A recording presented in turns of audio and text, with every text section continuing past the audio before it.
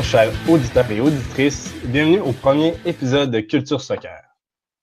Culture Soccer, c'est un podcast sur la MLS, la USL, la NASL et les sélections de la CONCACAF. Aujourd'hui, on est avec Antoine. Bonjour, Antoine. Bonjour à tous. Pour ceux qui ne me connaissent pas, Antoine Latran, voilà, je suis pas mal sur Twitter, @Antoine Latran. Je suis supporter des Sounders depuis quelques années, depuis que j'ai visité la super ville de Seattle. Je suis d'ailleurs le Twitter manager des French Sounders, que vous pouvez trouver sur Twitter aussi. Et vous pouvez aussi retrouver mes articles sur MS Shocker et sur Lucarne Opposé. Et je suis co-animateur du coup de ce podcast. Et aujourd'hui, on a la chance d'avoir comme invité Lionel. Bonjour, moi c'est Lionel Koulika, j'ai 26 ans, je suis un fan du New York City FC. J'habite maintenant à Québec, mais depuis 3 ans, mais j'habitais à New York autour de l'année inaugurale du New York City, donc j'étais membre du club, mais j'ai dû déménager à Québec, mais le club continue dans mon cœur. Parfait. Et moi, c'est Anthony Davarenne.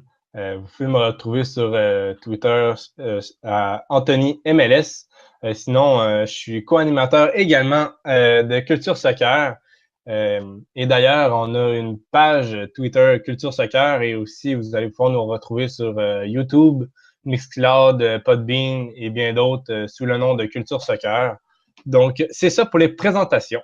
Donc, on va tout de suite tomber sur le vif du sujet. Aujourd'hui, on va faire nos 11 types, premièrement de l'Est et ensuite de l'Ouest. Donc, chacun va dire son 11 préféré et ensuite, on va essayer de faire un 11 type idéal pour chaque conférence. Donc, à qui l'honneur de commencer pour son 11 type de l'Est?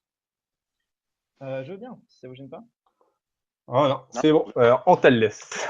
Ah, ok. Alors, je vais commencer au niveau des buts. Je vais mettre Shane Johnson, qui a fait une grosse saison avec New York City. Euh, Vraiment une valeur sûre, je trouve, de la MLS. Souvent, c'était dans les meilleurs gardiens. Au niveau de la défense, je suis parti sur un peu d'originalité. J'ai mis Kressel de Atlanta sur l'aile. Alors, je sais que normalement c'est Walks, mais je préférais le mettre là parce que parfois il joue en latéral quand ils sont 5 derrière. Donc, j'ai mis Kressel avec Parkhurst, qui est aussi d'Atlanta. En défense centrale, qui sera avec Dele Mea des New England Revolution. C'était pas la meilleure saison pour eux, mais Deleama a pas mal tenu la baraque derrière. Et enfin, Morrow sur la gauche. Et il a pas mal profité de la belle saison de Toronto. Donc voilà, il mérite pour moi d'être dans le Seki titre de l'Est.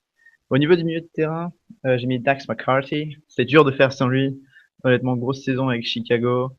Enfin, je sais pas si c'est que lui qui a influencé la saison, mais il a vraiment totalement changé le visage de cette équipe. Et à côté de lui, je mettrais son ancien compère des Red Bulls, Clifton, qui a un peu sauvé son équipe lorsqu'elle était dans des vraiment mauvaises passes. Et qui, lorsqu'elle marchait bien, c'est surtout grâce à lui et son entente avec Bradley Wright Phillip. Ensuite, au niveau des milieux offensifs, car je vais faire un 4-2-3-1, j'ai essayé de mettre à droite Villalba, qui a grosse saison comme tous les offensifs de Atlanta. Au milieu de terrain, numéro 10, Nguyen, Nguyen? Lee Win Yeah. de... Lee Win. Ouais. Désolé, prononciation Non, différente. non, tout le monde a de la misère. Ah oui, ouais, c'est. Il y a des noms dans la MLS qu'on n'est jamais sûr, comme le milieu offensif à San Jose, là, qu'on appelle Valérie, là, j'oserais jamais Ah prononcer ouais. son nom de famille. Ah Mais ouais, donc numéro 10, les Win. Vraiment grosse saison avec les Revs. Encore, enfin une saison pourrie pour eux, mais lui, il a vraiment sauvé la baraque à chaque fois. Lorsqu'ils se prennent 6-0 contre Orlando, c'est lui qui met un beau coup franc. C'est lui qui délivrait tellement de belles passes à Camara et Nemeth. Mais à chaque fois, ces deux-là les mettaient dehors. Enfin, c'était assez rageant de regarder les matchs des Revs cette saison parce qu'ils délivrent des caviars qui sont jamais convertis. Ensuite, sur l'aile gauche, j'ai mis Miram de Columbus. C'est plutôt pour la première partie de saison. Après, il s'est un peu calmé, mais vraiment, c'était un des principes. Lors des premiers mois, il était vraiment énorme. Et j'aurais même mis dans la course au MVP s'il avait continué comme ça toute la saison. Et en pointe, c'était dur. Il y avait Villa, il y avait Jovinko, mais j'ai préféré mettre Nikolic. Golden Boots, mérité, il marque partout, il est toujours au pressing. Vraiment un attaquant super impressionnant qui prouve que recruter en Europe de l'Est, c'est une bonne solution pour les équipes de MLS. Voilà. Parfait. Lionel, est-ce que tu veux y aller ou je vais? Oui, oui, j'y vais. Donc, je commence par les attaquants. Pour mon attaquant, j'ai ma formation un 4-3-3. Et bon, je commence en attaque. Comme attaquant droit, j'ai choisi Joseph Martinez parce que c'est vrai, il n'a pas joué beaucoup de games à cause de blessures, mais il a quand même eu 19 buts en 1528 minutes, ce qui est assez impressionnant. Il a joué 20 games.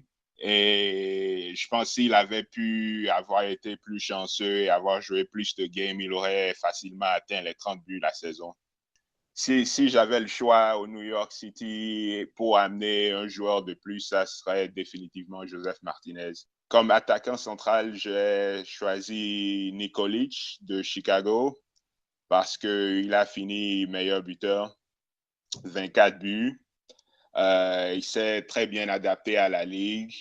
Il y a beaucoup de fois, il y a des joueurs qui viennent de l'Europe de l'Est ou pas des grosses ligues européennes, mais qui ont de la difficulté à s'adapter, mais il n'a pas vraiment eu de problème. Il scorait des buts à volonté. Et attaquant gauche, j'ai Villa. C'est vrai que c'est peut-être un peu parce que c'est de mon équipe, là, mais c'est lui, c'est l'attaquant que j'ai vu le plus cette saison. Et il a fini avec 22 buts, une autre saison solide. Il a transporté l'équipe sur son dos. Et bon, on espère qu'il va être en santé parce que s'il lui arrive de quoi, s'il manque une game pour accumuler carton jaune ou rouge, il voit rouge de temps en temps, donc on espère que tout ira bien et puis il va jouer toutes les games. Au milieu de terrain, je vais commencer avec les positions que j'ai eues. J'avais un peu de doute pour une position, j'avais plusieurs choix et puis le 4-3-3 limite un peu mes choix. Mais bon, j'ai d'abord Sacha Kljestan de New York Red Bull.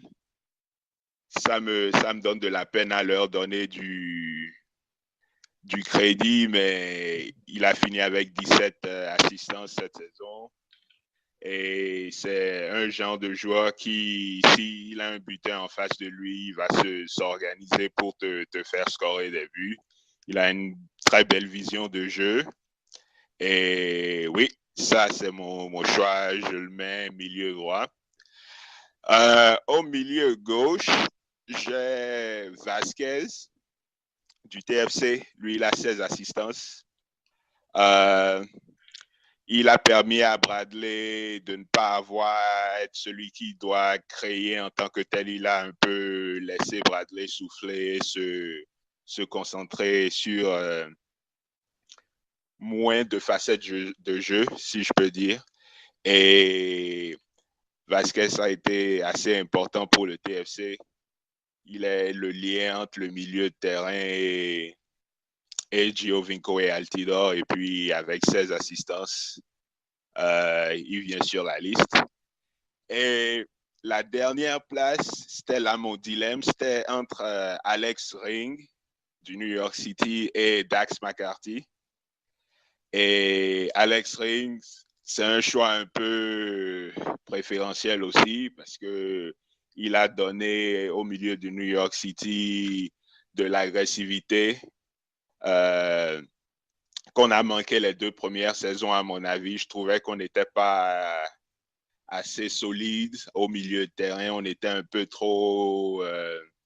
c'était plus du style que de la physicalité. Et je trouve qu'Alex Ring a amené ce jeu physique-là au milieu de terrain. Et bon, c'est aussi fait beaucoup de fautes, il prend beaucoup de cartons jaunes, mais de temps en temps, il faut quelqu'un qui fasse le sale boulot.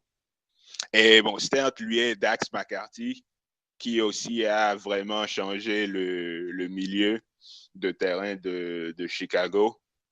quelque chose qu'il faisait avec les Red Bull ces dernières années. Il a été un joueur très important. Mais je dirais, je vais choisir Alex Ring parce que je l'ai vu plus jouer cette saison. Et je trouve qu'il est le héros qui ne reçoit pas beaucoup de gloire pour le New York City à cause des buts de Villa. Mais quand Alex Ring ne joue pas, l'équipe est beaucoup plus faible. C'est vrai que c'est un joueur qu'on entend moins parler. C'est vraiment il joue sous l'ombre et il joue ce rôle à la perfection, là. Ah oui. Donc, en défense, je commencerai avec Justin Morrow du TFC. Je trouve qu'il a eu une très bonne saison. Ce qui me donne quelques doutes quand il s'agit de la défense, c'est est-ce que je compte les joueurs qui sont dans une bonne équipe, qui n'ont pas encaissé beaucoup de buts, ou les joueurs qui ont joué de grosses games, mais malheureusement pour eux, leur équipe en général n'est pas assez bonne, ce qui les fait paraître pires. Donc, c'est toujours, j'y pense toujours quand je pense à la défense et aux gardiens de but. Mais j'aime Morrow. Toronto n'a pas encaissé beaucoup de buts. Donc, je me demande toujours si c'est parce qu'ils sont assez solides en défense ou c'est parce qu'ils étouffent avec leur attaque. Mais j'aime Morrow.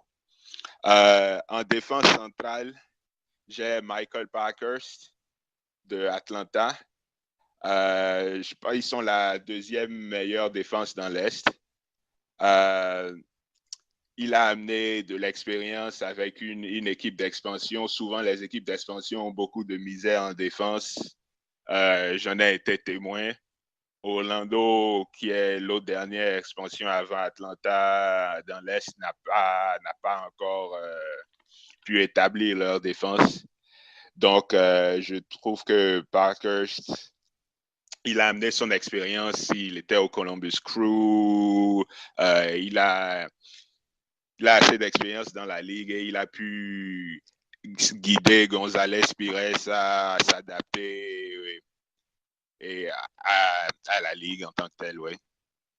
Et puis, le deuxième défenseur central, j'irais avec Drew Moore du TFC. J'ai trouvé qu'il a eu une grosse saison qui a aidé la défense du TFC a été assez solide, pas beaucoup de buts, mais comme je dis, est-ce que c'est un fait qu'ils ont joué à un haut niveau ou c'est parce que leur attaque a vraiment étouffé l'opposition?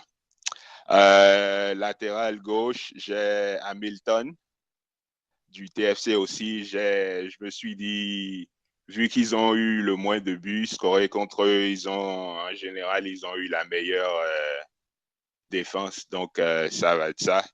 Et gardien de but, je choisis aussi Sean Johnson. Parce que, bon, ça aussi, c'est un choix un peu préférentiel, mais c'est le gardien que j'ai vu le plus de la saison. Et puis, on aurait été beaucoup pire. On serait peut-être dans la 4e à 6e place en série. Si ce n'était pas à cause de Sean Johnson, il a fait de gros arrêts pour nous autres. Et je pense que, oui, il a fait paraître la défense beaucoup mieux. Parce que je le considère comme un Bill Hamid, un joueur qui peut vous sauver pas mal de points pendant la durée d'une saison. Donc, ça va être ça, mon choix de gardien, Sean Johnson. Parfait. Donc, là, je vais vous présenter mon 11 à moi. Je vais y aller à partir du gardien jusqu'à l'attaque. Donc, moi, mon gardien, j'ai décidé de choisir Zach Steffen de Columbus. Même si Columbus a quand même encaissé beaucoup, je crois qu'à son âge, il a 22 ans, je crois qu'à son âge, ses prestations sont vraiment époustouflantes. Il encaisse environ 1,44 buts par match. Son pourcentage d'arrêt c'est pas dans les meilleurs de la ligue avec 65%, là, mais je crois que c'est un des gardiens dans le top des équipes dans la MLS qui a reçu le plus de tirs. Donc, je crois que sa performance, elle est bonne et je crois que c'est le gardien, pour moi, d'excellence dans l'Est, vu son âge et ses performances. Ensuite, à gauche, j'ai pas été très original. Tout comme vous, j'ai choisi Justin Morrow. Je vais pas me justifier parce que je pense qu'à 3, on l'a assez justifié. Ensuite, mon premier défenseur central, c'est Leandro González Pires, parce que j'ai trouvé qu'il faisait vraiment des excellentes performances. C'est sûr que c'est peut-être parce que Michael Parkus lui facilite la tâche, mais il fait en moyenne 3,1 interceptions par match. Et même s'il fait beaucoup de fautes, là, je pense que c'est un des grands acteurs de la belle performance d'Atlanta cette saison. Ensuite, mon deuxième défenseur central, c'est Drew Moore. J'ai trouvé que c'était le défenseur qui avait le plus de l'impact dans le Toronto FC. Maintenant, défenseur droit, j'ai décidé d'y aller avec Matt Polster. Je crois que ses performances ne sont pas assez mises de l'avant. C'est un joueur qui aide grandement Chicago, comme son compatriote à gauche, Brandon Vincent. Mais Morrow a vraiment été trop extraordinaire cette saison. Donc, j'ai choisi Matt Polster en défense droit. Ensuite, mon premier milieu central, c'est Michael Bradley.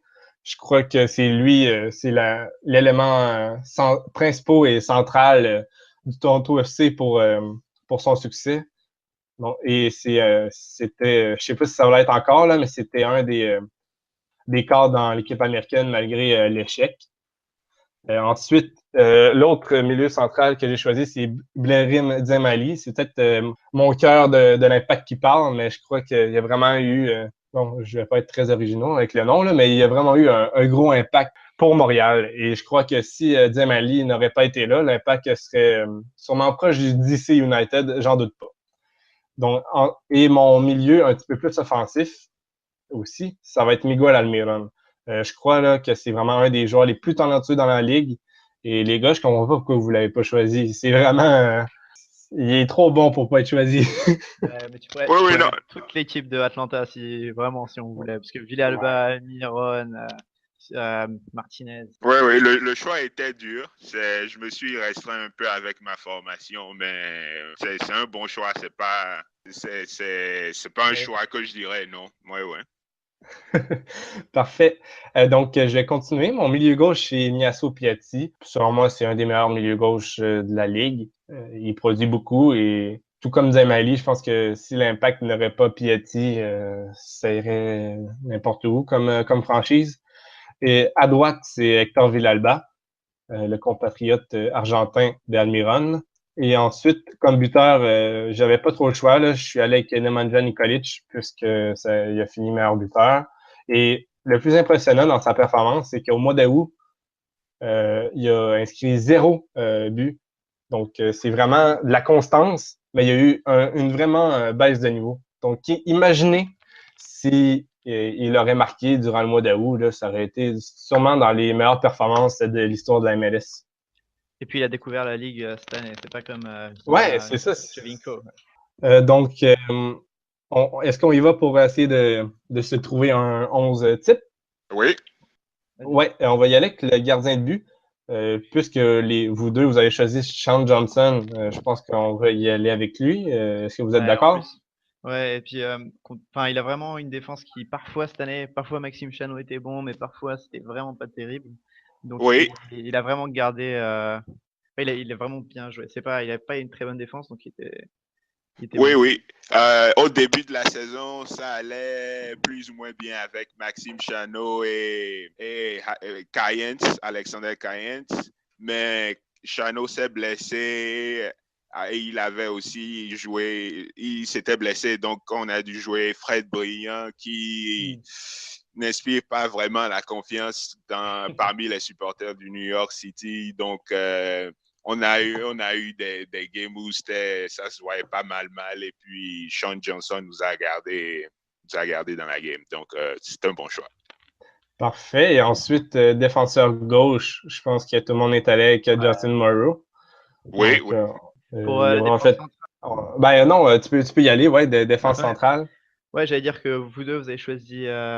Pardon, moi et Lionel, on avait choisi Parkhurst. Donc je pense qu'il va faire. Il, Ouais, il sera dans le 11. Et Ouais, vous deux, vous avez choisi Drew Moore. oui, Donc ça me paraît une ouais, donc très bonne option. ouais, une charrière quand même expérimentée, là. Ouais.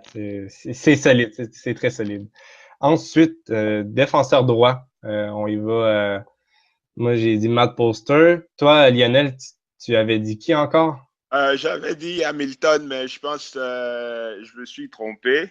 Mais Ouais, je ouais, pense que c'est Brett Usher, le défenseur ouais, droit de Toronto. Ça doit ouais, être lui que tu voulais dire, hein? ouais. Mais ouais, je pense Polster aussi, en y pensant, Polster, chaque fois que je l'ai vu jouer, il a toujours été solide, pas un joueur qui essaye d'en faire de trop. Il fait juste ce qu'il a à faire, là. Donc, oui, c'est un bon choix aussi. Et toi, Antoine, c'était Gressel, hein? C'est ça? Ouais, mais c'est vrai qu'il est pas officiellement latéral gauche. Ça dépend que quand il joue à 5 derrière. Donc je pense que Droit, Polster tu veux est dire? plus. Ah oui, droit, pardon, ouais. Donc je pense que Cresswell, Polster est plus légitime. Donc, on va y aller avec Matt Polster. Ouais. Et ensuite, on va dans les milieux. Je crois que les deux, vous avez dit McCarthy. Ah non, mais vous n'avez pas dit les deux McCarthy, mais je pense qu'il revenait souvent dans la discussion. Ouais, Je moi sais j'avais pas dit si vous. McCarthy. Vraiment, enfin pour moi il est vraiment essentiel quoi. Sans lui, Chicago, il n'aurait pas été aussi bon. Nikolic n'aurait vraiment pas mis un but. Parfait. Donc, on pourrait y aller avec les deux milieux McCarthy et Kleshchen, Ouais, vu que aussi vous deux, vous avez dit Kleshchen. ouais, ouais, Ouais. ouais. Ça pourrait être bien. Ensuite, l'autre milieu. Moi, j'y allais avec Miguel Almiron, Antoine avec Nguyen et toi, Lionel, avec Alex Ring. Ouais, Là, on s'entend pas. Faut faire un choix. ouais. Je dirais, vu qu'on a McCarthy, on peut enlever Ring parce qu'ils sont un peu les deux défensifs. Donc, je Ouais. dirais en mettant deux offensifs, ça, si on y va en 4-3-3 ou 4-4-2. Parfait. Et je pense, Antoine, plutôt, il a apporté un bon point. Je crois que si Nguyen aurait été mieux entouré, ça aurait certainement été un des meilleurs joueurs dans la ligue. Donc, moi, j'opterais pour y aller avec lui comme un petit peu milieu offensif.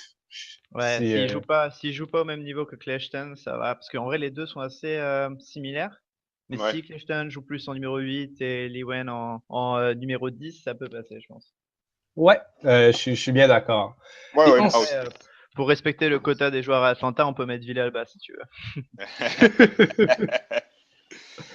Là, c'est sûr, on a un petit problème pour l'attaque parce que Lionel a nommé 3 buteurs et moi et Antoine, on a nommé pour plus les milieux latéraux 2 milieux. Donc, je crois qu'on irait plus avec des milieux. Ouais. À gauche, j'avais dit Ignacio Piatti et toi, Antoine, tu avais dit Justin Meram. Ouais, mais en vrai, Piatti est plus sur tout le long de l'année, Piatti est quand même plus constant. Parfait. Et j'ai bien aimé Meram, mais je crois qu'il y a beaucoup moins d'influence dans son équipe avec un Mm. Federico Higuaín qu'un Piatti Ouais. pourrait Ouais, avoir pour son équipe. ouais. Parfait. Et à droite, je pense c'est incontestable, on va y aller avec Hector Villalba. Je crois on l'a tous noté. C'est un bon choix, ouais. Ouais. Et comme buteur, Nemanja Nikolic, moi ça me paraît bien. Il a fini meilleur buteur. Oui, oui, Ouais, Mais, tout à fait. clairement. mais mais sur la durée, je pense qu'on choisirait tous Martinez. Parce que Ouais, si ça serait une équipe à faire pour les 5 prochaines années, je pense que tout le monde irait avec Martinez. ouais. C'est clair. Mais pour cette saison-là, Nemanja Nikolic, là, c'est du pur bonheur. Et puis Nikolic, ça serait vraiment le gars qui pourrait prendre des ballons de McCarthy, Kleshten ou Lewin et tous ces mettre au fond. Ah oui, lui devant le filet, c'est rare que la finition n'est pas là. Ouais. Ouais. OK. Donc, Antoine, je vais te laisser présenter les 11 de l'Ouest, vu que toi, tu suis beaucoup plus l'Ouest. Donc, je te laisse l'honneur de commencer. Ouais, alors c'était dur de pas mettre trop de Sanders, mais j'ai fait l'effort, j'en ai mis que 4, même si j'aurais pu en mettre 6 ou 7. Ou Euh, 11. ouais, non, vraiment, c'était dur. Niveau gardien de but, je vais mettre Sébastien Frey. Bon, c'est aussi parce qu'il jouait à Sanders, mais vraiment, il était exceptionnel. Il y a des moments dans l'année où, surtout au début de l'année, où les Sanders, c'était pas ça, et on n'a pas pris 3-0, 4-0, parce que Frey était dans les buts. Ensuite, à droite, je suis parti avec un choix un peu hipster. J'ai mis Lima de San Jose Earthquakes. Je ne l'ai pas beaucoup vu jouer cette année, mais à chaque fois, il était assez bon. Une petite révélation. À gauche, alors, je sais que beaucoup s'attendent à Joven Jones, mais j'ai un peu en travers le fait qu'il soit parti un peu plus tôt. Enfin, à un moment à Seattle, il est parti plus tôt dans sa sélection internationale sans prévenir personne. Et j'avais envie de rendre hommage à Svensson. Donc, du coup, j'ai mis Svensson parce que c'est un mec qui nous a dépanné partout, latéral gauche, défenseur central, milieu central. Malheureusement, il s'est blessé au dernier match, mais il est vraiment essentiel. C'est un super joueur. Avec un peu de chance, il va peut-être aller en Coupe du Monde aussi. Donc, il le mérite vraiment. Donc, j'ai mis en latéral gauche. Et en défense centrale, j'ai mis Waston, que je pense que tout le monde sera d'accord avec moi. Excellent joueur. Et qui a participé à la belle saison de Vancouver. Et Marshall, qui est le seul défenseur à avoir 90% de passes réussies et 90% d'actions défensives réussies aussi. C'est un excellent joueur, top tout malgré son âge. Je pense il va peut-être partir de Seattle cette année ou l'année prochaine. Mais vraiment un excellent joueur. Super. Milieu de terrain, j'ai mis Acosta de Dallas, un petit jeune qui vraiment il m'a bien impressionné cette année. Dommage que le reste de son équipe n'était pas aussi bonne que lui. Et j'ai mis avec Roldan. On parle beaucoup d'Alonso, mais Roldan, c'est vraiment une super révélation à Seattle. Il a commencé à jouer un peu avec les États-Unis aussi. Il est jeune. Donc, ouais, Acosta Roldan, c'est un peu jeune comme milieu, mais vraiment un super bon milieu. Ensuite, mais c'était le dernier de Seattle, promis. Ensuite, en milieu offensif, je suis parti avec deux joueurs de Portland. C'était dur de les mettre, mais j'ai mis à droite Nagby, qui est souvent dans l'ombre de Valerio Bianco, mais il a mis des buts exceptionnels. Il est vraiment assez bon. C'est le meilleur passeur de la ligue au niveau pourcentage de passes réussies. Donc très bon joueur. Et numéro 10, je pouvais mettre personne d'autre que Valérie. Pour moi, il mérite, enfin je déteste Portland, mais il mérite le titre de meilleur joueur. Il est vraiment exceptionnel cette année. Et à gauche, je me suis fait plaisir. J'ai mis Boateng de Los Angeles. L'équipe était vraiment pas terrible cette année, mais il a fait un taf extraordinaire avec Alexandre Green. Toujours, enfin, il me fait penser c'est pas juste physiquement, mais il me fait penser à N'Golo Kanté parce qu'il est en train de courir partout, tout le temps. Même si sa réalisation, enfin, son dernier geste laisse à désirer, mais jamais, c'est pas lui qui mettra une frappe de 35 mètres, mais il est vraiment super intéressant et essentiel avec Los Angeles. Et enfin en pointe, alors on en parle un peu avant l'émission, mais autant à l'Est, il y avait tellement de joueurs à mettre en pointe, autant à l'Ouest, j'ai pas mal galéré. Au final, j'ai mis Ramirez de Minnesota. C'est assez intéressant de voir un seul joueur de la NASL qui arrive à mettre des buts en MLS. Il avait du mal au début de saison, comme son équipe, mais finalement, c'est un des meilleurs buteurs américains de MLS, Tati d'Or, et il mérite d'être numéro 9 à l'Ouest, surtout que personne d'autre vraiment s'impose actuellement. Ouais, c'est vrai que ce joueur-là, c'était sa première saison en Division 1. Ça fait quand même longtemps qu'il est aux États-Unis, mais il a toujours joué soit en USL ou en NASL. Là. Donc, l'adaptation, il l'a très bien réussi. C'est là qu'on son succès est encore plus grand à cause de ça, Ouais, comme un peu Nikolic. ouais, après, il a pas eu la chance de Nikolic, il avait pas McCarthy pour lui donner les ballons, mais dès que Finlay est arrivé de Columbus, je trouvais que ça allait mieux. Et les deux combinaient bien. Et avec Molino aussi Et derrière lui, ouais, il a des bons ballons. parfait. C'est un beau 11. Et toi, Lionel, est-ce que tu veux y aller ou j'y vais? OK, je peux y aller, oui. Parfait. OK. En défense, j'ai Fry, solide, assez constant la saison. Seattle est de retour en série encore. Solide, pas vraiment de trop à dire. Très bonne saison. Latéral droit, je suis d'accord avec Antoine. Nick Lima à San José, jeune de l'académie, mais assez impressionnant. Il m'a vraiment impressionné chaque fois que je les ai vus jouer. Et je pense pas qu'il ait le niveau pour aller dans une ligue en Europe, mais je suis sûr que quand il va finir sa carrière, il va être un très solide latéral droit en MLS. Latéral gauche, j'ai Joevin Jones. Seattle, oui, il a eu quelques problèmes de comportement en mi-saison, là, mais je pense qu'il a eu une bonne saison et puis je pense qu'il devrait pouvoir continuer comme ça en série. Défense centrale, Kendall Waston des Whitecaps, c'est un défenseur que j'ai toujours aimé depuis son arrivée dans la ligue. J'aime son style de jeu, très physique, très passionné. Il score des buts, il est grande taille, donc il est toujours un danger sur corner ou coup de pied arrêté en général. Et pour son partenaire en défense centrale, j'ai Chad Marshall, vétéran de la ligue, un peu comme Parkhurst, solide. Il a toujours de l'expérience. C'est pas un joueur dont on entend nécessairement beaucoup parler, mais il fait sa job les 90 minutes, toutes les games qu'il joue. Milieu de terrain, j'ai Nagbe. Ma formation est 4-3-3, donc j'ai Nagbe. Toujours solide.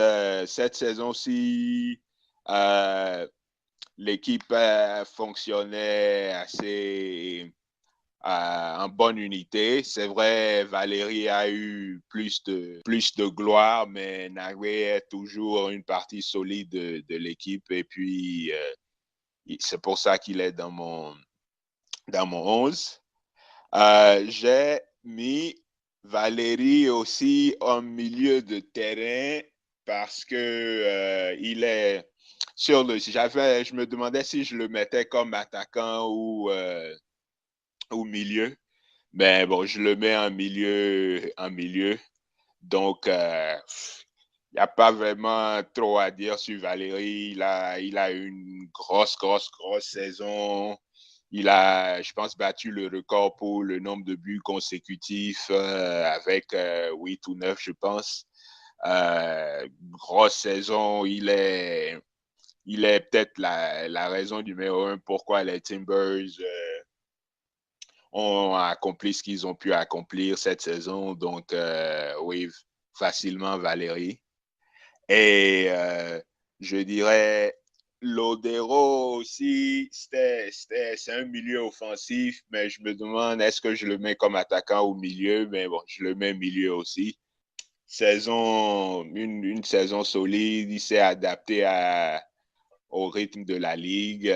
La saison dernière, il avait presque seul tiré Seattle en série, en playoff et à la finale. Et il n'a pas souffert la période où beaucoup de joueurs qui viennent d'autres ligues souffrent quand ils viennent en été au lieu du début de la saison. Il s'est incorporé à l'équipe et puis la transition a été facile. Et en attaque, j'ai Freddy Montero des Whitecaps. J'étais assez préoccupé pour lui. Ce que je me disais, les Whitecaps n'étaient pas vraiment convaincants en début de saison, mais il a eu une très bonne saison. Et puis, au talent, il est l'un des attaquants les plus talentueux de la Ligue et de l'Ouest. Donc, oui, j'ai Freddy Montero.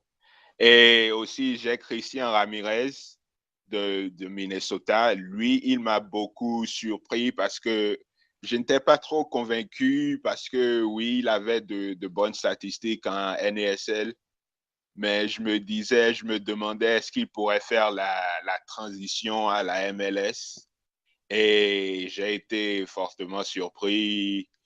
il a peut-être eu quelques difficultés au début, mais quand il a trouvé son rythme, il a été vraiment impressionnant. Et comme Antoine l'a dit, Ethan Finlay a vraiment aidé un peu à amener du dynamisme à l'attaque de Minnesota. Bon, même si leur défense n'a pas pu combler le gouffre, je trouve que c'est assez positif en termes d'attaque. S'ils réussissent à monter le niveau de leur défense, ils pourraient peut-être faire les séries dans 2 ou 3 saisons, à mon avis, dans l'Ouest plutôt. Et puis, oui. Vas-y. Non, vas-y. Et mon dernier attaquant, c'est Fernando Adi. Il a peut-être pas été aussi dominant vers la fin de la saison, mais je trouve que c'est un attaquant solide. Fait toujours, tu peux compter sur lui. Mais bon, il faudrait que Portland ne dépende pas juste de Valérie en série, sinon ça va être compliqué.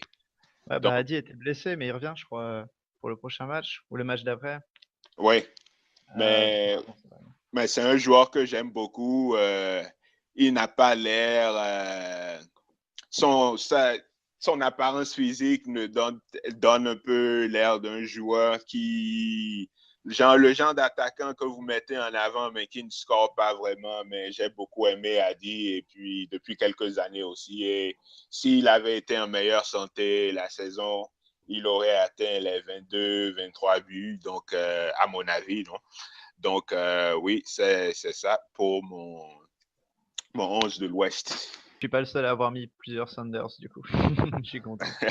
Ouais. Mais parce qu'en fait, cette année en MLS, dans l'Ouest, c'est la Cascadia Cup qui menait le bal avec. On voit le top 3, c'est Portland, Seattle, puis Vancouver. Donc, c'est un peu normal qu'on mette des joueurs de ces clubs-là en majorité.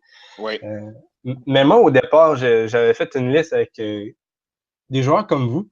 Mais j'ai essayé d'y aller un petit peu plus avec de la diversité pour qu'on ait la discussion un peu pour pas qu'on se répète toujours.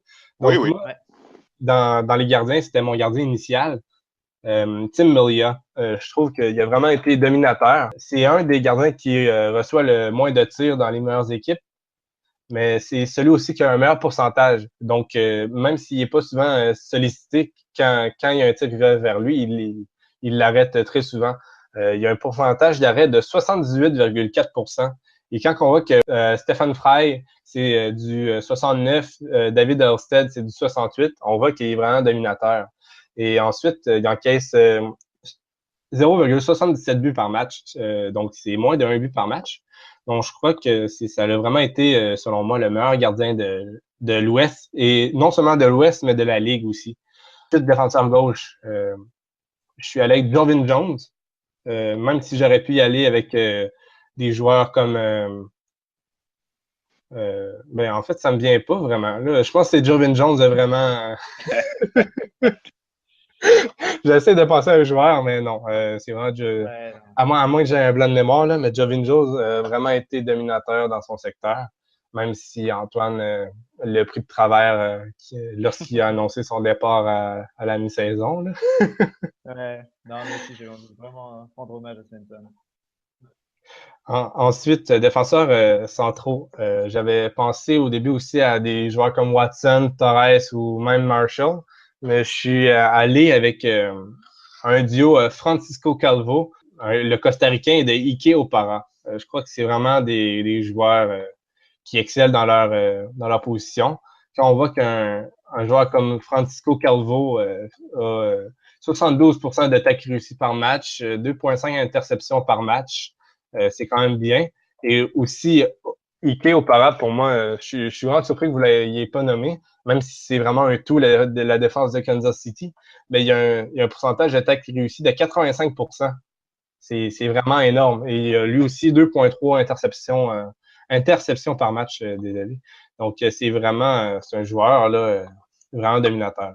Et à droite, crois que c'est un des milieux, pas milieu, un des défenseurs droits les plus emblématiques. J'ai dit milieu parce que c'était son ancienne position, Graham Zusi.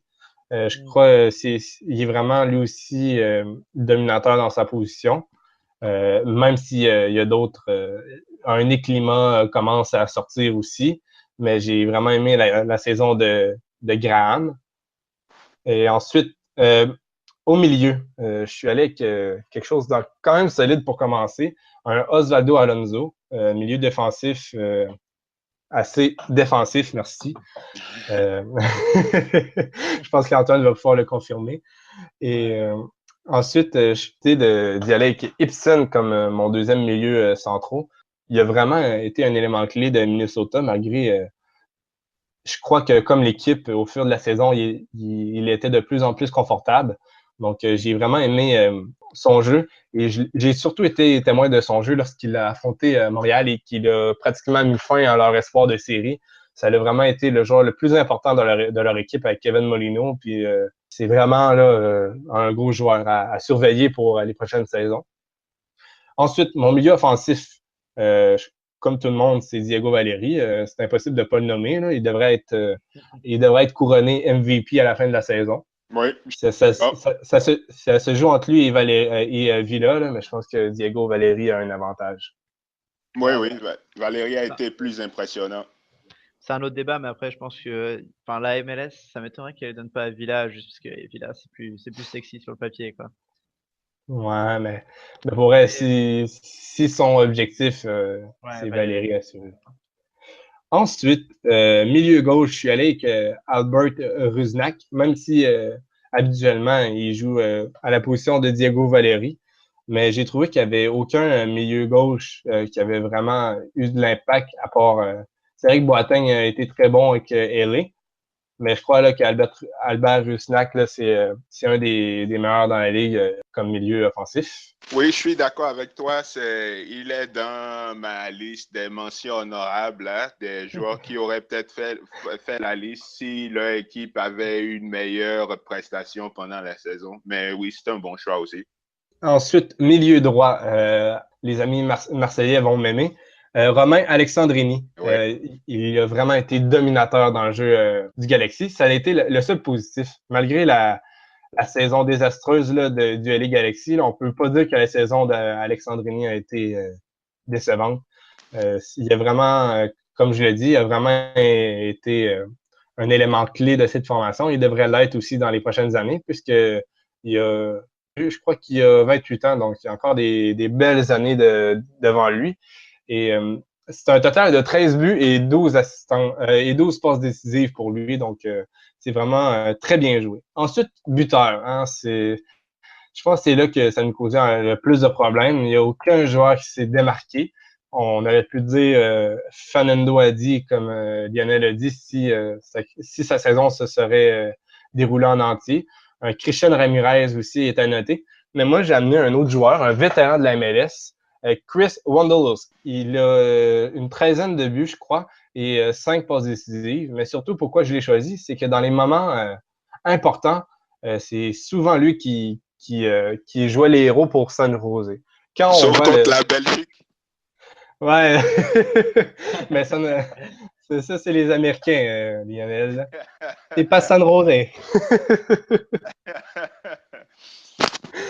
Mais c'est ça, pour revenir à Wondolowski, quand on a regardé la Decision Day, je ne sais pas si vous avez vu San Jose, là, mais sur la dernière action, pratiquement, Chris Wondolowski a été très intelligent et a fait la passe à Marco Urania.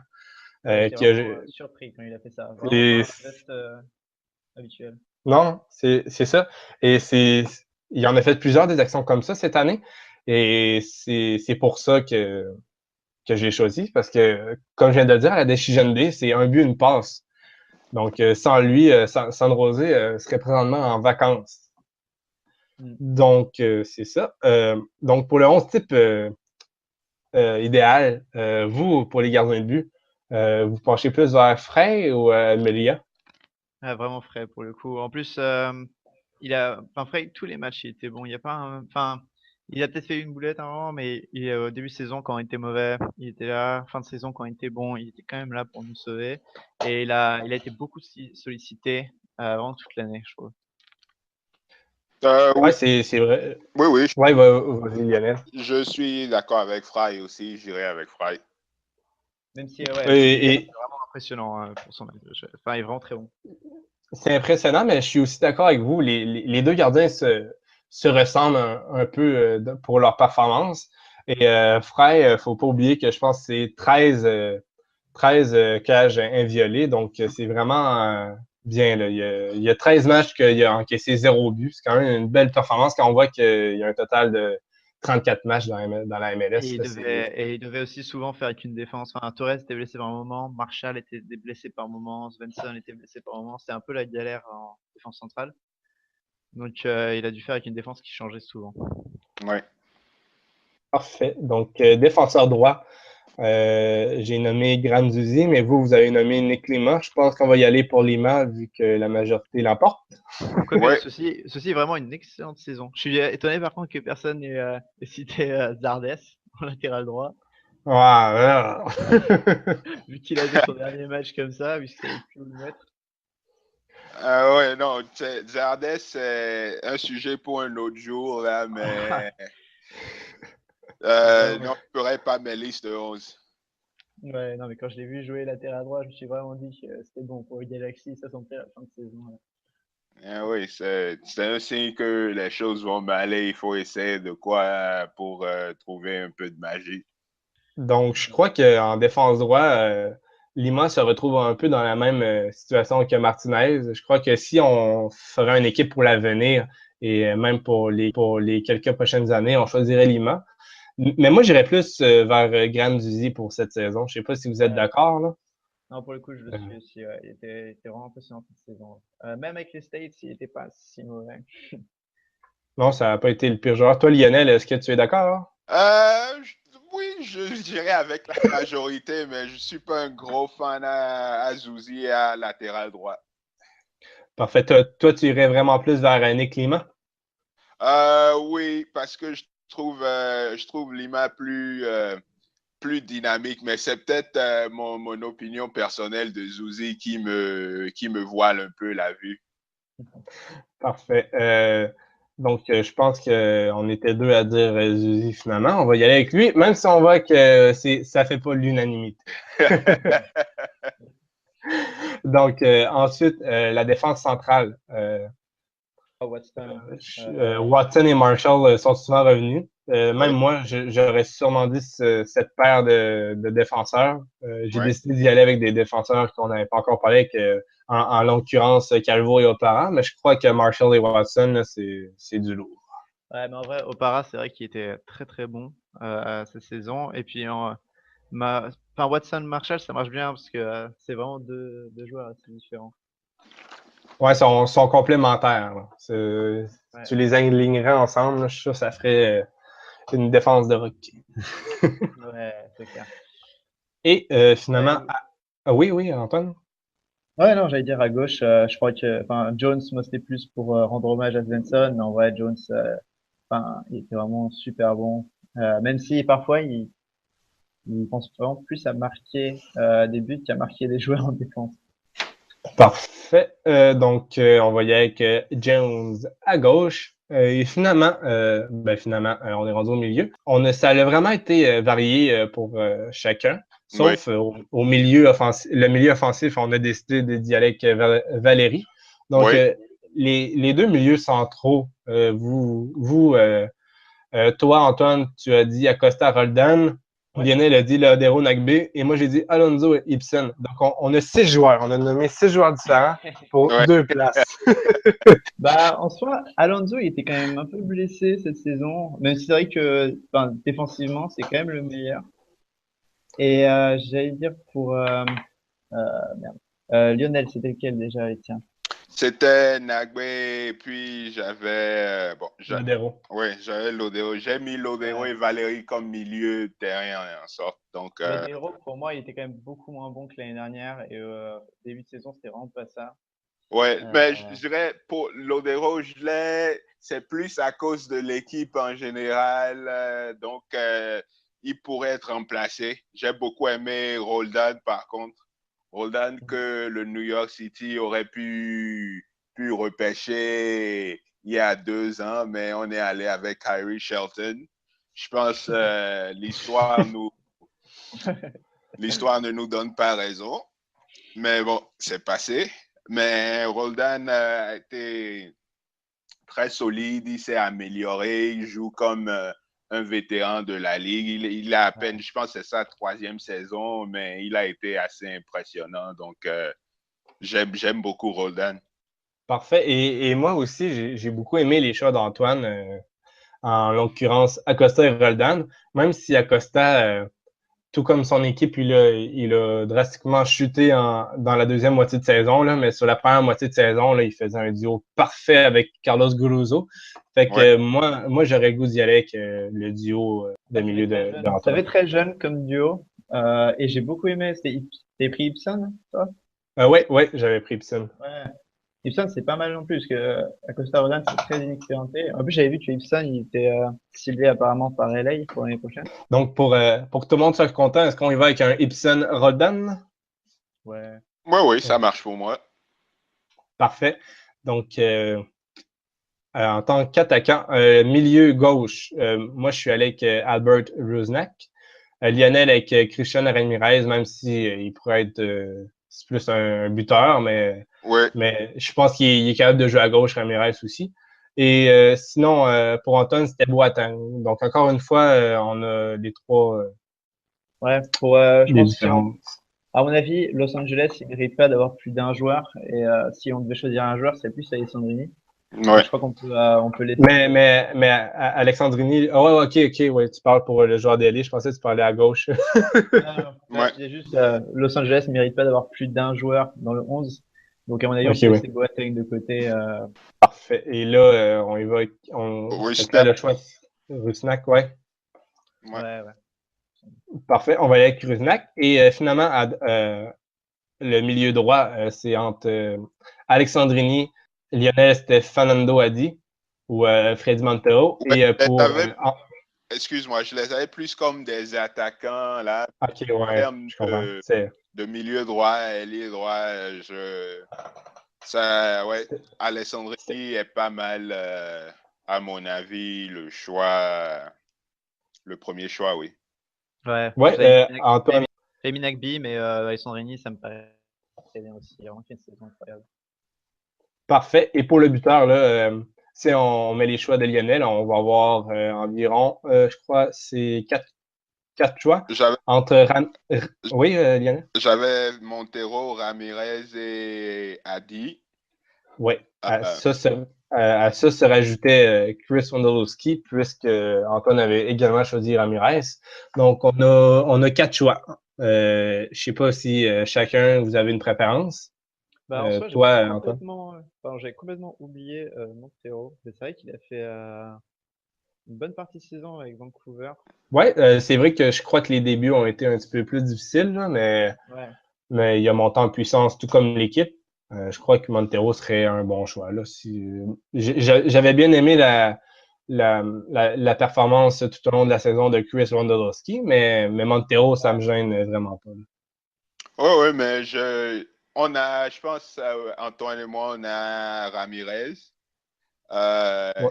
et j'aime bien Wondolowski. Ça, je pense qu'il aurait eu plus de renommée s'il était un joueur étranger, mais à part la petite blague sur le match contre la Belgique, il a toujours été un attaquant solide en MLS, de Ouais, très bonnes saisons, plusieurs saisons d'affilée où il a été vraiment déterminant pour San José. Et il aurait peut-être fait mieux s'il avait une meilleure équipe autour de lui, surtout ces 2, 3 dernières saisons, mais c'est un très bon choix à mon avis aussi. Ouais, parce que en fait, le plus dur comme buteur dans l'Est, c'est que Il n'y en a aucun qui se sont vraiment là, Démarqué du peu. démarqués. Ouais, c'est ça. Donc, c'est vraiment dur à choisir. Je Et puis pense. Montero, est-ce qu'il était là pour toute la saison ou il est arrivé à la fin? Non, il était là, je pense, pour vraiment toute la saison.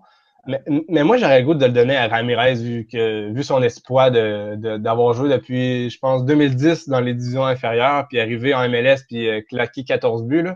Je Oui, crois que je le donnerais à Ramirez pour pour la belle histoire. ouais. la belle histoire. Ouais. Parfait. Donc, on aurait fini nos 2-11 idéales. On en est à environ 1 heure. Donc, je crois que pour les séries, dites à la va-vite vos deux favoris pour chacune des conférences. Surtout que pour que tout le monde le sache, on enregistre le mercredi, donc il y a encore des des tours préliminaires de play-off à jouer. Donc il y a des clubs qui peuvent encore sauter d'ici les Quelques heures. podcast, ouais. Personnellement, Donc, je dirais, excuse-moi, je commence vite fait. ouais, c'est correct. J'allais te donner. À l'Est, j'ai du mal à voir quelqu'un d'autre que Toronto, même si qu'est-ce qu'ils sont bons, ils marquent plus qu'eux et c'est bon quoi. Et les seuls, ce qui marquent tellement de buts, et là défensivement, c'est moins ça. Donc je pense que les deux sont et les seuls qui peuvent Antoine, je crois que ça l'a bugué un peu. Donc, toi, il y a eu un problème de connexion. Toi, ton choix, c'est Toronto, c'est ça? Ouais, je disais, je pense que les seuls qui sont capables de battre Toronto seraient par exemple Atlanta. Mais Atlanta, en fait, ils peuvent marquer 4-5 buts. Si toi t'en marques un de plus, c'est bon parce que leur défense c'est pas trop ça. Et à mon avis, les seuls qui peuvent qui peuvent aller marquer 3-4 buts là-bas, bah, c'est Toronto. Ouais, je suis bien d'accord avec toi pour l'Est. Ça va vraiment être entre Toronto et Atlanta, mais je pense que l'expérience de Toronto, avec ce qu'ils ont vécu dans les dernières années, là, je crois que c'est vraiment Toronto qui va être le favori dans l'Est. Toi, Lionel, est-ce que tu crois à ton NYCFC? Non, je suis très pessimiste de nature. Je ne pense pas qu'on soit assez solide en attaque et en défense et au milieu de terrain aussi pour pouvoir battre Toronto. Ça prendra un miracle. Donc, j'ai le TFC qui va en finale de la Coupe de la MLS Cup. Ouais, puis j'allais mettre Chicago aussi, mais c'est vrai qu'ils sont pris 3-0 contre Houston la semaine dernière. Du coup, ça m'a pas Ouais, refroidi. ils n'arrivent pas dans les meilleures conditions pour les séries éliminatoires, malgré leur belle saison. Donc, finalement, dans l'Ouest, il y a les membres de la Cascadia Cup, pardonnez-moi. Mais je crois là, que j'aurais dit, moi, Kansas City, mais là, avec la blessure de Tim Melia, on n'est pas trop sûr quand il va revenir. C'est sûr que pour le match de barrage, c'est assurément non. Donc, je vais pas y aller pour Kansas City, vu on ne sait pas dans quelles conditions il va revenir. Donc, moi, là, j'irai avec Portland. J'ai vraiment aimé leur jeu. Valérie, là, il est vraiment important. Et en plus, si Fernando Adi revient, là, ça va être vraiment dur des retenir. Malgré que Seattle peut jouer son bout de chemin aussi. Là. Ouais, moi je vois vraiment personne d'autre à part Portland ou Seattle. Pour moi, les Whitecaps, ils ont été bons, mais il manque, euh, il manque une grande folie. Houston, ils sont excellents à domicile. Extérieur, ça va plus. Ça, ça va être chaud. Et San Jose, vu leur saison, ça m'étonnerait qu'ils y arrivent. Après, Seattle, j'y croyais pas trop, mais en fait, quand je regarde les blessés, Maurice, il peut revenir dans les playoffs. Dempsey, rouge, il a aucun match. Enfin, il a pris un carton rouge dernier match, mais il a aucun match de suspension, donc ça passe. Et même les autres blessés, Alonso Svensson, il pourrait revenir en cours de saison. Et Portland, c'est vrai que Adi, en fait, faut voir s'ils y arriveraient. Enfin, si Adi arrivera à rentrer dans le groupe et à se réadapter, à pouvoir jouer 90 minutes après sa blessure. Ouais, parce que quand on voit ça, par exemple pour Seattle, en cette fin de saison, on a vu que Jordan Morris a quand même manqué quand on voit une défaite face à Philadelphie. Là, pour moi, c'est la défaite marquante de cette fin de saison. pour Seattle. Je crois qu'un Jordan Morris aurait pu faire la différence. Ouais, bon, c'est bien rattrapé après ça. Donc, Oui. Ouais. À mon avis, moi, je fais pour la surprise du Sporting Kansas City. À mon avis, ils sont un peu passés sous le radar. Les équipes de la Cascadia ont dominé un peu la saison, mais je pense que le Sporting Kansas City, c'est très difficile d'aller avoir un résultat chez eux. Et puis, je pense l'atmosphère des séries, la pression de la foule va faire que ça va être dur d'aller gagner à Kansas City. Donc, je pense qu'ils vont surprendre pas mal de monde et c'est mon choix pour l'Ouest. Donc, dans l'Ouest, tout comme a été la saison, là, c'est beaucoup moins précis que dans l'Est. Même si on peut enlever des favoris, là, Houston qui vient de perdre Eji de la Garza ou San Jose qui va sûrement arriver en série fatigué et un petit peu plus affaibli que les autres puisqu'ils jouent leur saison depuis le début, quoi.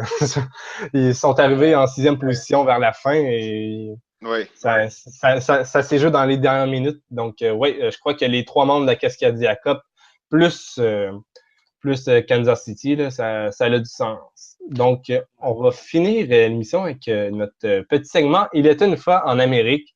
C'est on dit quelque chose qui a sorti de l'ordinaire ou quelque chose qu'on aimerait partager avec nos auditeurs. Donc, Antoine, est-ce que tu veux commencer? Ouais, j'ai commencé avec le bordel qu'est la North American Soccer League en ce moment. C'est vraiment incroyable. On sait même pas si elle va recommencer l'année prochaine. La saison est quasi finie.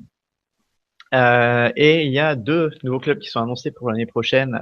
San Diego 1904 et California United. D'ailleurs, rien que le nom, San Diego 1904, c'est une trouvaille incroyable. Il s'est rien passé en 1904. c'est juste que ça ressemblait aux lettres SD comme San Diego. C'est pour ça qu'ils ont pris le logo. C'est assez marrant. Mais ouais, le problème, c'est que la NASL était l'équivalent de la division 2 comme l'USL cette saison. Et puis finalement, la fédération américaine ont voulu la rétrograder. Maintenant, ils sont en train d'attaquer en justice la fédération américaine qui favorise la MLS et USL. Donc c'est vraiment un bordel. Et il y a en plus des affaires qui sortent. Apparemment, le New York City FC aurait aussi essayé d'acheter les New York Cosmos pour qu'ils arrêtent de jouer, voilà, qu'ils n'existent plus. Ce qui est arrêter les Cosmos aurait probablement arrêté la NSL. Et on a aussi apparemment les Red Bull qui aimeraient bien acheter les Cosmos, mais juste pour avoir le nom. Donc sans parler aussi du fait Miami FC, on ne sait pas s'ils vont s'associer au dossier de Beckham, on ne sait pas si Alexandre Nesta, l'entraîneur, va continuer, sachant qu'apparemment Montréal était dessus aussi. Et ouais, surtout que Montréal n'a plus d'entraîneur. Nesta était vraiment dans les rumeurs. C'est sûr qu'il y a d'autres excellents entraîneurs aussi qui sont nommés, là, mais je serais vraiment pas surpris de voir Nesta à Montréal. Sans les Cosmos ni Miami, il y a un problème avec ces franchises, ça va être très dur pour eux de finir. Et les playoffs commencent et les clubs avec avec le plus de spectateurs comme Indy 11 malheureusement se passer à la trappe. Et c'est des clubs comme San Francisco qui sont impressionnants pour la première année, mais qui ont seulement 2000 spectateurs par match qui sont passés. Donc ça fait pas forcément de la bonne publicité pour la ligue et c'est vraiment là-bas.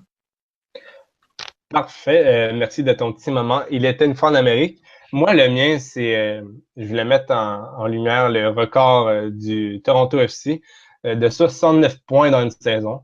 Je crois que le record est d'autant plus important quand on voit que dans le temps, en 1998, l'ancien record appartenait au Galaxy qui avait fait 68 points.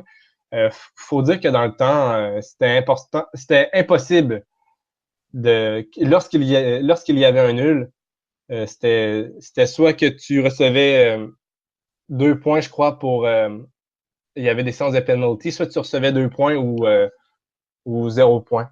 Donc, je crois que Toronto FC, à cette époque, aurait clairement aurait clairement dominé. Et c'est surtout que le niveau de jeu était beaucoup moins élevé dans le temps.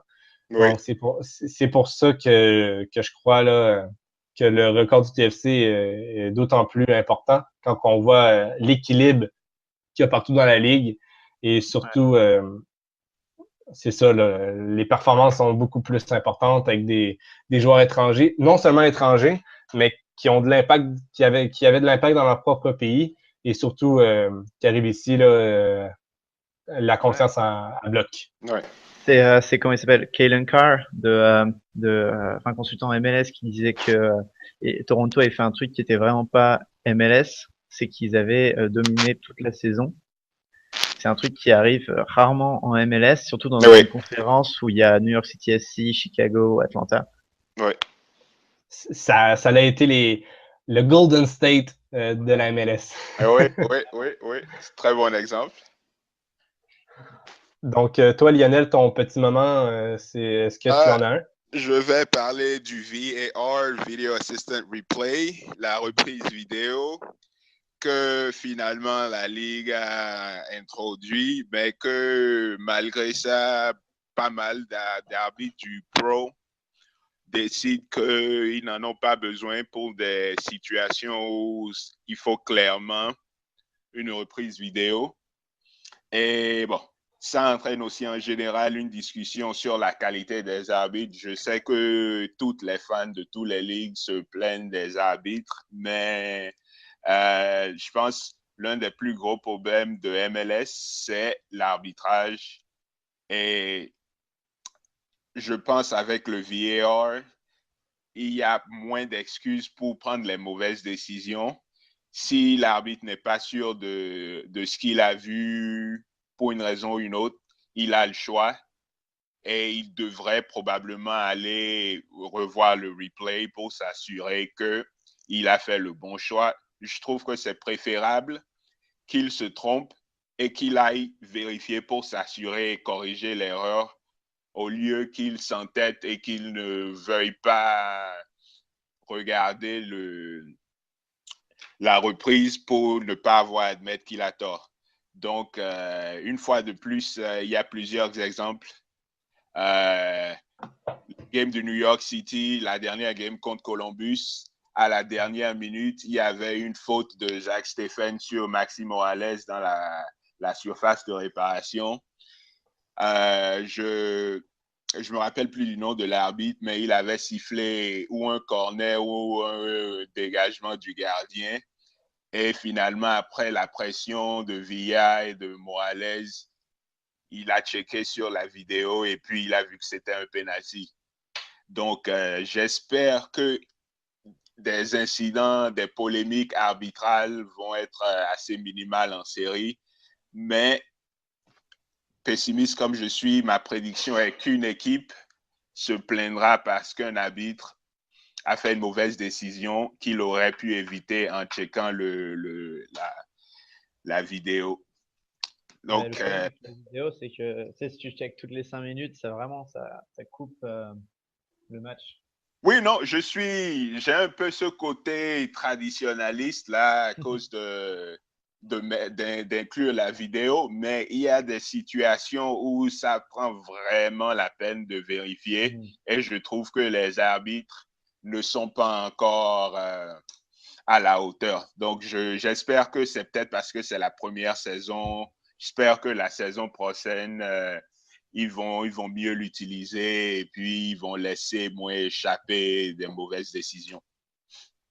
Ouais, mais je suis d'accord avec toi et c'est surtout que je pense que le problème n'est pas seulement en MLS. Je crois que ce débat-là est partout dans la planète footballistique. Euh, des fois, la reprise vidéo est présente, mais l'arbitre est peut-être trop conservateur pour vouloir l'utiliser. Mais je crois que qu'est-ce qui est rageant, c'est de voir que des fois, c'est des situations flagrantes qui pourraient changer, surtout en MLS, quand tu vois qu'il y a des playoffs, qui pourraient changer le cours de l'histoire du club, le cours de sa saison. Et c'est décevant de voir que des fois, il y a des équipes qui sont un petit peu plus avantagées. Je dis pas que c'est du favoritisme. Je dis que pour la situation, il y a des équipes, des fois, qui sont plus avantagées que d'autres. Mais après, il faut quand même rendre hommage à la MS. Je trouve que c'est très sympa que que ce soit une des pionnières en termes de vidéos. Ouais, je suis d'accord avec toi. C'est sûr que si ça devient une généralité et qu'on commence à bien l'utiliser avec l'expérience et tout, c'est normal que l'appliquer à la mi-saison, c'est normal que ça sera pas parfait. Mais c'est sûr que si on devient à bien l'utiliser, ça va être une fierté pour la MLS. Ah oui, excuse-moi, malgré mon pessimisme, je pense qu'il devrait pouvoir s'améliorer la saison prochaine au fur et à mesure qu'il soit habitué à l'utiliser. Le processus devrait s'améliorer, on pourrait perdre moins de temps. Oui, je suis d'accord. Donc, ça clôt le débat sur la reprise vidéo et ça clôt également le segment « Il était une fois en Amérique ». Donc là, je vois qu'on arrive pratiquement aux 1h15. Donc, ça va être le temps de conclure. Merci, chers auditeurs et auditrices. Je vous rappelle, mon nom est Anthony Devarenne. Vous pouvez me retrouver sur Twitter sous le nom de Anthony MLS. Et vous pouvez surtout voir notre page et nos podcasts sur Twitter sur Culture Soccer. YouTube également sur Culture Soccer, Mixcloud sur Culture Soccer. Bref, c'est tout le temps appelé Culture Soccer. Donc, n'hésitez pas de commenter et de nous dire ce que vous en pensez. C'est une première, donc on a encore beaucoup de choses et on doit progresser. Ouais, donc je vais laisser conclure aussi notre invité, Lionel. C'est où qu'on peut te retrouver et tout là? Oui, vous allez retrouver mes opinions pas nécessairement partagées là à Tron Carter sur Twitter, DR0NCART3R. Tron Carter sur Twitter. Je parle de toutes sortes de soccer, MLS, beaucoup de soccer européen. Je parle d'autres sports aussi, mais parlez-moi de la MLS, de vos opinions et puis c'est sûr, on va pas toujours être d'accord, mais bon, le débat, c'est le fun. Ouais. Et toi, Antoine? Alors, on peut me trouver sur @Antoine Latran, mais je suis aussi le Twitter manager des French Sounders, donc le Twitter français consacré Seattle Sounders. Et les articles, on peut trouver sur Lucarne Opposé, comme toi, Anthony, ouais, c'est vrai. aussi sur MLS Shocker pour une version anglaise. Bref, c'était tout. Merci encore une fois de nous avoir écoutés. N'oubliez pas de commenter, si vous avez des questions, de les poser, de partager, d'aimer. Et aussi, n'hésitez pas à aller lire nos articles sur Lucarne Opposé et MLS Shocker. Merci et à la prochaine. Ciao.